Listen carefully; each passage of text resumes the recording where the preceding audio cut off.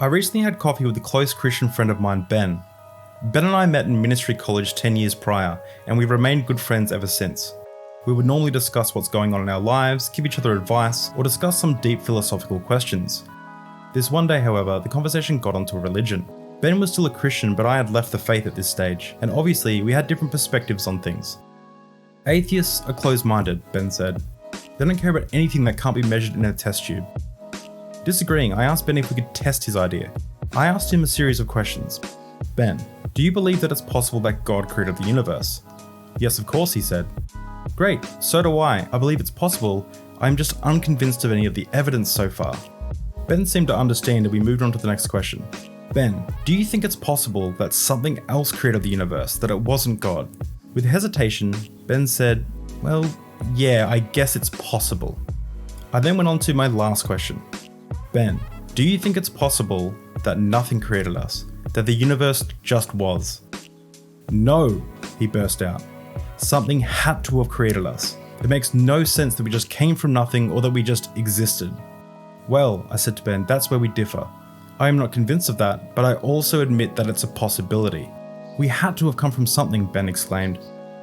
Maybe we came from the same place you believe God came from. In other words, if you can say that God just was, can't we say the same thing about the universe? We were both finding the conversation interesting and Ben took a big sip of coffee. Where do you think we go when we die? Ben asked. I'm not sure, I said, but probably the same place a flame goes when you blow out a candle, or maybe to the same place that we were for the 13.8 billion years before our existence. Couldn't it be possible that we just ceased to exist? What about the Bible? Ben said. What about the miracles and the events that happened in the Bible? Well, the Bible is a big conversation.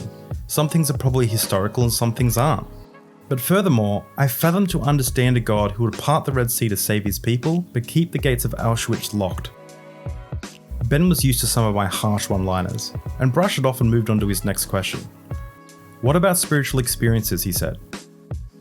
Well, many people have experiences from mutually exclusive religions. If those experiences aren't evidence of those religions, why are your experiences evidence of your religion? And furthermore, people accept optical illusions as just something that our brain can do. Is it possible that spiritual experiences are just emotional illusions? What do you believe? Ben asked. Do you want to believe in God? Of course I want to believe in God, if God is true. I want to believe as many true things and as little false things as possible. It was a heartbreaking experience to investigate my deeply held beliefs, but it was the morality that was taught to me in church that made me realize that it was the right thing to do. I was taught that no matter what, truth was the most important thing, and I realized to be intellectually honest, I had to investigate the evidence with unbiased eyes. I'll be lying if I remember how the conversation went from there, but at one stage, Ben asked me to define atheism, as he was under the perception that it meant that I knew that there was no God. Of course I didn't know that. My perspective of atheism is just by its definition, lacking theism, without belief. I think of atheism as the proposition of not being convinced yet of the existence of God or gods. The same way Ben feels about a God he doesn't believe in is how I feel about all gods. Although the conversation probably looked ugly from an outside perspective, Ben and I both enjoyed the conversation and both walked away learning something about each other.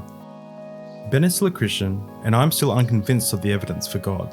However, I think it's important to remember that a rational person should always change their perspective for sufficient reason. And just because we disagree doesn't mean we can't still be friends and have interesting conversations.